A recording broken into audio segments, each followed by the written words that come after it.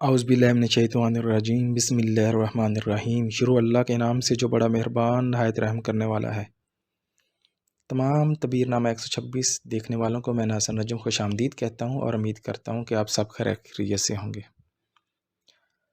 आज का अनवान है ख्वाब में बादशाह को गुस्से में देखना।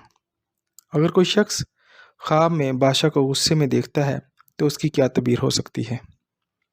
इससे पहले कि मैं इसकी तबीर बताऊं, आप लोगों से गुजारिश है कि मेरे इस चैनल को सब्सक्राइब कर दें, वीडियो को लाइक और शेयर कर दें और बेल आइकन को प्रेस कर दें ताकि तमाम आने वाली वीडियोस आप तक पहुंच सकें।